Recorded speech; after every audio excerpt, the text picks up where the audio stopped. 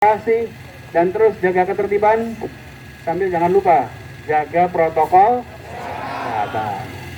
Itu saja dari saya. Terima kasih atas perhatiannya. Hidup buruh! Hidup buruh! Hidup buruh! Assalamualaikum warahmatullahi wabarakatuh. Kawan-kawan, itulah statement yang disampaikan oleh Bapak Gubernur kita. Tetap pada posisi duduk. Kita ucapkan terima kasih sebesar-besarnya kepada Gubernur kita. Semoga nanti buruh, hidup buruh, hidup buruh. Assalamualaikum warahmatullahi wabarakatuh. Teman-teman semua yang saya hormati, saya ingin mengulang pesan saya bahwa kita di Indonesia ini memiliki begitu banyak masalah, tantangannya banyak, tapi kita juga punya banyak orang-orang yang peduli untuk menyelesaikan masalah. Karena itu saya ingin sampaikan terima kasih teman-teman semua. Buruh jumlahnya ada ratusan ribu, ada jutaan, tapi teman-teman memilih hadir ke sini untuk memperjuangkan nasib buruh. Terima kasih. Terima kasih.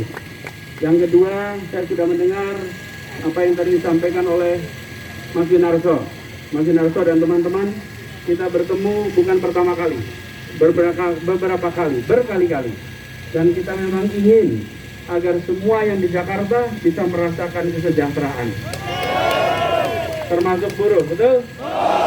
Kita semua ingin itu. Jadi kami pun punya pandangan yang sama, teman-teman. Boleh saya cerita ya? Boleh ya? Boleh ya? Jadi minggu lalu kami mengirimkan surat kepada Menteri Tenaga Kerja. Kami melihat PP 36 yang formulanya diberikan untuk seluruh Indonesia. Kami semua terima formulanya, kami semua terima angkanya. Bila diterapkan di Jakarta, maka buruh di Jakarta hanya mengalami kenaikan sebesar Rp38.000. Betul? Kami pun melihat angka ini adalah angka yang amat kecil dibandingkan dengan tahun-tahun sebelumnya. Tahun 2021, tahun ini ketika kita putuskan tahun lalu, itu kenaikannya 3,2%. Tahun-tahun sebelumnya di Jakarta itu kenaikan UMP 8,2, 8,7, 8,0, 8,5. Tahun lalu memang ada krisis, betul?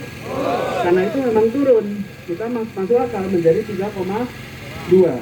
Tetapi ketika ditetapkan di tahun 2022 hanya 0,85%, kami pun berpandangan ini angka yang terlalu kecil untuk buruh di Jakarta.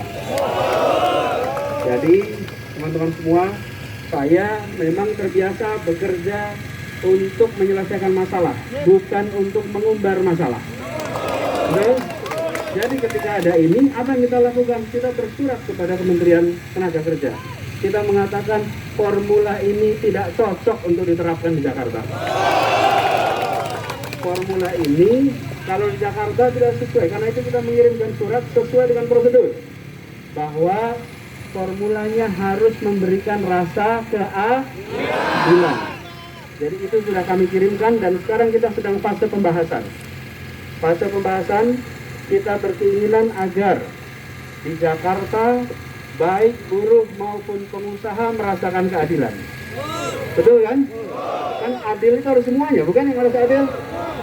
Kita tahu selama pandemi ini ada sektor-sektor yang memang mengalami kesulitan luar biasa, betul? Tapi ada juga sektor-sektor yang mengalami pertumbuhan, betul?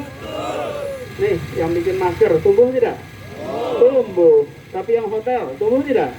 Tidak. Jadi ada situasi di mana sebagian merasakan pertumbuhan, sebagian merasakan pengurangan, betul ya? Nah, karena itulah kita tahun lalu mengambil kebijakan. Ada yang memang akan naik, ada yang memang tetap, karena mengikuti situasi tiap sektor yang berbeda.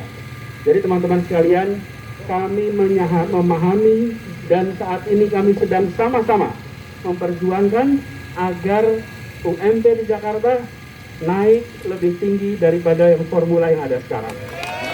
Oke. Dan itu sudah kita kirimkan karena kita harus bekerja mengikuti prosedur, betul tidak?